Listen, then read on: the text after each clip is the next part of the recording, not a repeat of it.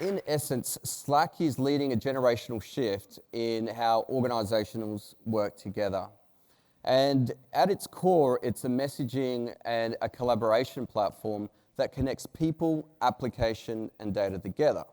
It's replacing email within organizations. I know that's quite conceptual, so I often get asked, well, what does it look like? So for the 20%, here's a screenshot of Slack. And the first thing you'll notice is that it's quite different to what you might be used to using an email inbox. And the biggest change here is on the left pane, you've got these channels. And a channel can be anything, right? It could be a project, it could be a team, it could be a location, it could be anything that is a theme or a topic, right? When I started at Slack, the penny didn't drop to what this actually means, because there are some repercussions of what channel-based communication actually does to the work environment. A byproduct of using channel-based communication are things like transparency, right? And this is a big thing. We'll touch on what that actually means. I'm going to jump into what channel-based communication is in a bit more detail, but I thought for those that may not be familiar, this is what Slack looks like. Okay, in order to set the scene, Matt gave you a little bit of a bio there as to what we're here to talk about. One of the interesting things is that the top 5 global organizations have been founded in the last 50 years.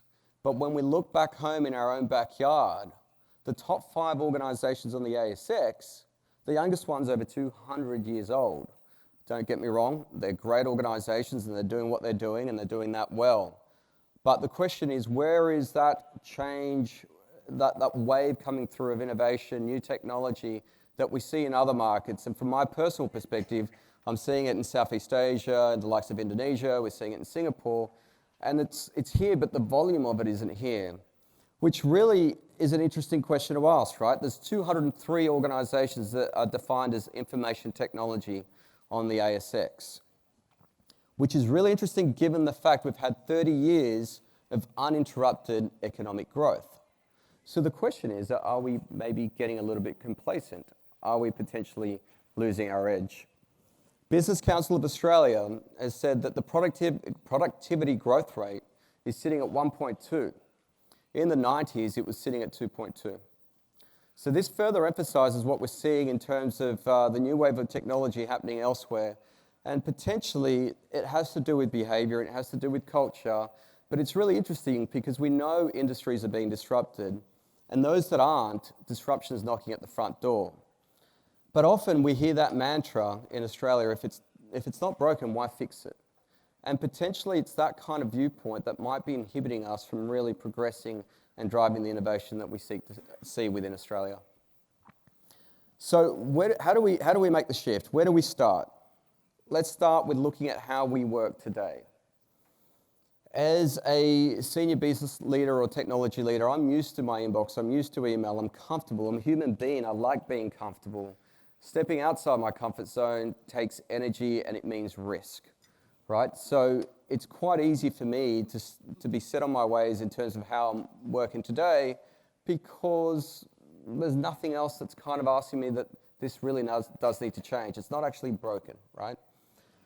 But there is a much better way of working. So the question organizations need to ask themselves are, how are we going to drive productivity within an organization? How are we going to create a safe environment where it's okay to make mistakes, it's okay to fail at times, because that's where the innovation is going to come from. So what stops us from being productive? Well, confusion around priorities and context switching are 2 of the big ones. Context switching has come around due to the success of cloud computing, right? Because we know that the average enterprise organization has over 1,000 enterprise applications.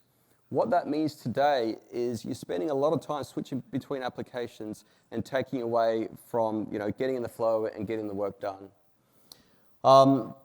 The other thing that we do know is we ran a survey called the State of Work Report. We surveyed 17,000 knowledge workers globally, and what they came back to us with is that these are the factors that contribute to a lack of alignment in the workplace. And don't get me wrong, communication in an organization can definitely be complicated. It's not an easy thing. So Harvard Business Review made this This is actually really interesting because it's kind of, it's so basic, but it's yet quite profound, right? In the sense that you can look at business through the lens of efficiency, which we tend to do. And when you're doing that, there's an underlying question, there's an underlying framework that you're working around, which is, how do we do the same with less? That's kind of the way that you see in the world.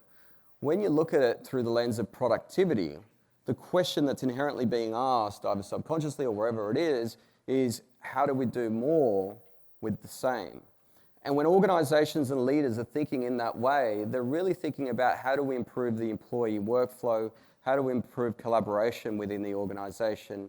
And it's that type of thinking that really helps organizations become more progressive and really provide the environments that we're looking for today.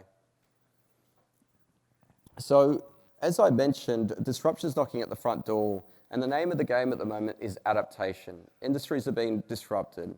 So organizations need to understand, how do we collaborate? How do we become more transparent? And that's going to set us up to be able to adapt and evolve. Ben Horowitz was quoted saying that software is eating the world. And I think as the global environment becomes more and more competitive, our competition isn't what we think it is. And a lot of the industries that we're looking at today are very much tech-centered or have tech as an integral part of their competitive advantage. So you're no longer just writing up a business plan, you're writing up a business plan and really thinking about data and applications and people. So one of the questions that typically gets asked for a lot of organizations is, yes, we get it. We know that potentially we could be disrupted. We know we need to change behavior. We know we need to be more collaborative. Yes, we know we need to be more transparent, but we need to do that while also protecting our data, our applications, and our people. So this is a question we get quite often, and it's an area that we kind of dive into with a lot of our customers here and across the region.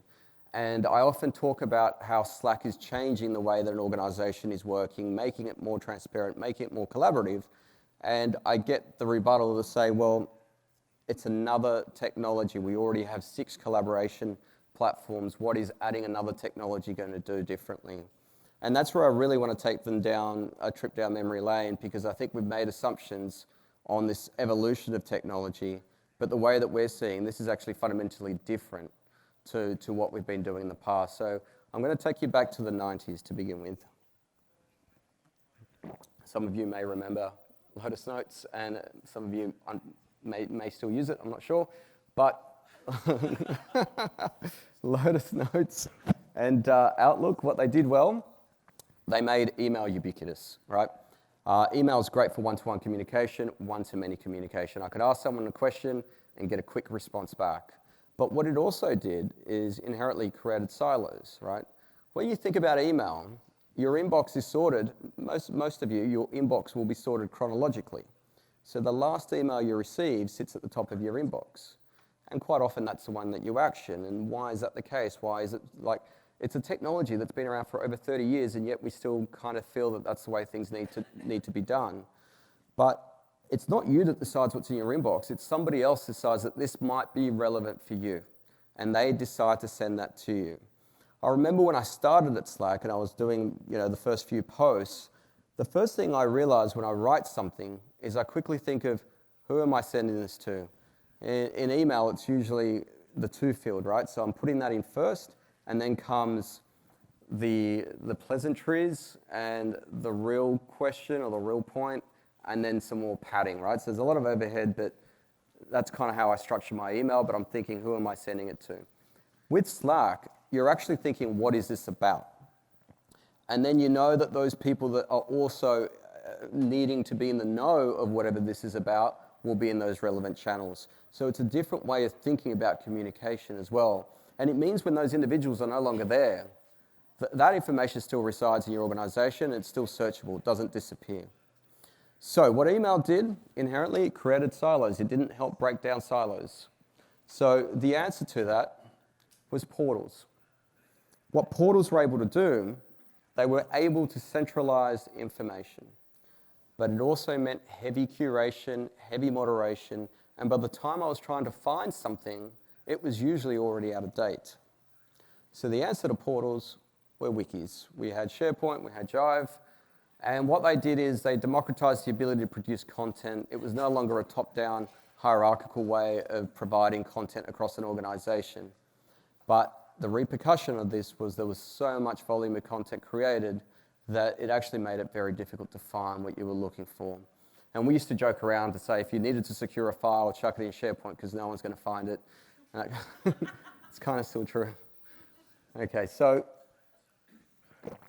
around 2007 and 2010, Facebook was taking off, right? From a consumer perspective in our personal lives, we're all on Facebook.